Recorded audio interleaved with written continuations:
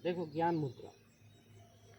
ज्ञान मुद्रा संस्कृत में ज्ञान का मतलब होता है बुद्धिमत्ता,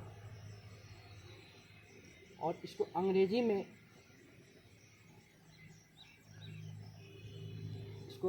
में मुद्रा ऑफ नॉलेज भी कहा जाता है। इसका नियमित अभ्यास करने से जो हम लोगों के बुद्धिमत्ता में बुद्धि है उसमें वृद्धि होती है। यदि आप इसको रेगुलर अभ्यास कीजिएगा तो आपकी बुद्धि भी बढ़ती है। जब भी हम ज्ञान मुद्रा में योग करते हैं तो हमारी बुद्धि तेज होती है। हम कोई भी योगा या आसन ज्ञान मुद्रा में बैठ के करते हैं तो हमारी बुद्धि तेज होती है। इसलिए इस योग को करने के लिए ध्यान लगाना बहुत आवश्यक है। जब भी हम इस योग को करते हैं, ध्यान मुद्रा को, तो इसमें ध्यान लगाना अति आवश्यक होता है। हमारा अंगूठा अग्नि तत्व का प्रतीक होता है। जो हमारा ये अंगूठा है ना, ये अग्नि तत्व का प्रतीक होता है। और जो हमारा ये तर्जनी उंगली है, ये जो हमारा जो तर्जनी उंगली है, ये वायु तत्व का प्रतीक होता है। लेकिन क्या होता है, जब ज्योतिष के अनुसार जब हम इसको देखते हैं तो अंगूठा हमारा मंगल ग्रह का प्रतीक होता है, और तर्जनी जो उंगली है वह बृहस्पति का प्रतीक होता है। जब ये दोनों तत्व आपस में मिलते हैं ना, तो वायु तत्व में वृद्धि होती है। जब हमारा ये मंगल ग्रह और बृहस्पति जो आपस में जब मिलते हैं तो इससे क्या होता है, वायु तत्व में वृद्धि होती है। जब वायु तत्व में वृद्धि होती है तो हमारी बुद्धि भी तेज होती है। यही कारण है कि इस योगा या इस आसन को से हमारी बुद्धि में विकास होता है। जब भी हम इस आसन को करते हैं, ज्ञान मुद्रा को, तो हमारी बुद्धि विवेक में वृद्धि होती है। ज्ञान मुद्रा से वायु महाभूत बढ़ता है। जब भी हम ज्ञान मुद्रा करते हैं तो वायु महाभूत बढ़ता है, इसलिए इसे वायु वर्धक मुद्रा भी कहते हैं। इसी कारण से इसको वायु मुद्रा वर्धक भी कहते हैं। योग में ज्ञान मुद्रा को इसलिए शक्तिशाली कहा जाता है क्योंकि यह मुद्रा आपकी तंत्रा को जोड़ती है। हाथों की ग्रंथि को संबंध सीधे हमारे मस्तिष्क से होता है। जो हमारे हाथ का जो ग्रंथि है, इसका संबंध डायरेक्ट हमारे मस्तिष्क से होता है, और ये मस्तिष्क को विकसित करती है। योग में ज्ञान मुद्रा को शक्तिशाली कहा जाता है क्योंकि